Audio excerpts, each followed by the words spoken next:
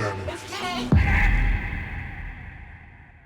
Yo, what's going on guys, this is Joe from Genic, and today I'm going to be showing you a MIDI sidechaining technique I like to use in Ableton. It's using an external instrument rack and gatekeeper. Very popular technique, but there was some issues that I was having with using it the traditional way, which I managed to discover how to fix in Ableton. So yeah, the first time I actually used this technique with the fixed issues was with this tune I'm going to show you in a second with Extra. It's called Droplets and it's coming out on Players Recordings, so let's have a listen to that.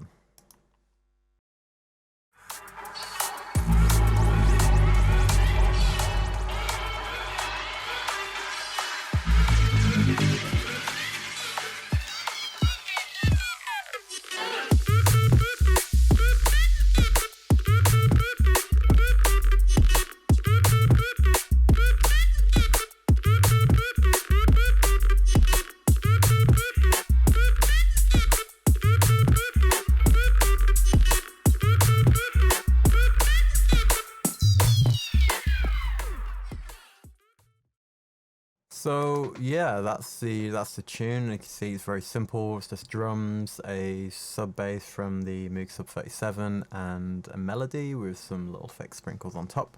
So yeah, let's dive right into Ableton, and I'll yeah, show you how to set this technique up and yeah, how I use it. So here we are, and as you can see, I've just got a kick channel and a bass and group, the sidechain group. On the kick channel I'm using kick 2, so to use this you have to use a MIDI kick. You can use audio and then use Ableton to like convert drums to MIDI so you can get the MIDI kick, but I just prefer to use a MIDI kick straight off the bat. So you see I've got an instrument rack here with kick 2, and then on the other chains I have a chain with an external instrument routed to the bass sidechain group, and then that is routed to Pro C2. I'm going to show you that as well, and then the other one is routed to a gatekeeper, same thing. So you would set this up and then route it to the bass sidechain group, and then they're routed to these plugins here. So I'm going to show you using an oscilloscope right here what's going on. Right, so as you can see, we just got the kick in green and then the bass in red. No sidechaining going on whatsoever. So what I'm going to do is first of all show you Pro C2 and how that works. So we'll turn that on. That's being triggered by the MIDI. And now when you first open Pro C, this look ahead is going to be off. So as you can see, it just cut out at the transient. There's no overlay of the bass, that it just cut out pretty nicely.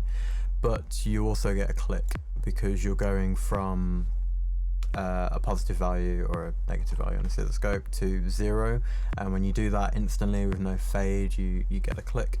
So what people would normally do traditionally with a compressor would be just up the attack a little bit and you'll get rid of that click.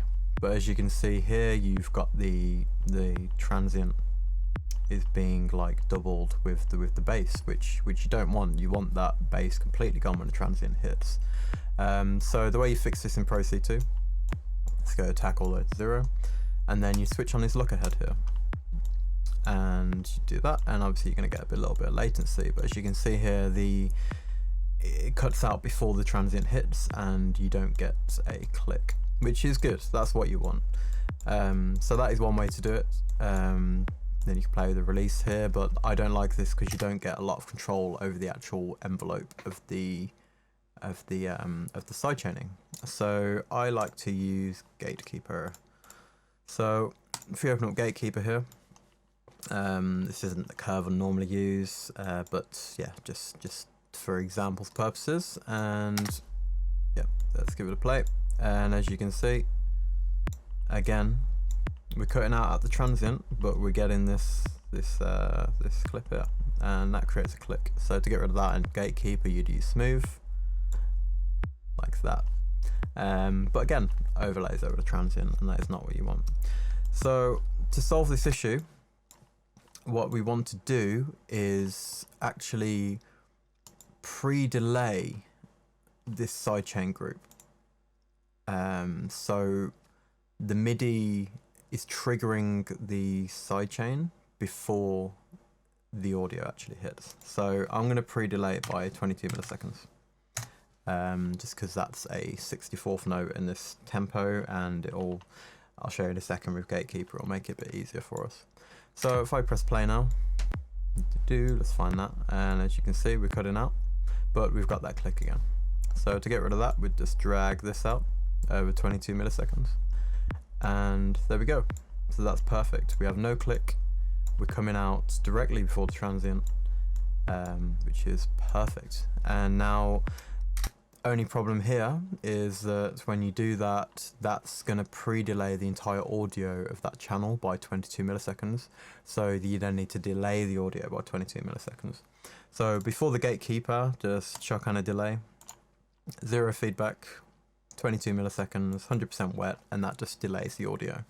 And now if we press play, we have it perfectly in time and coming out just before the transient.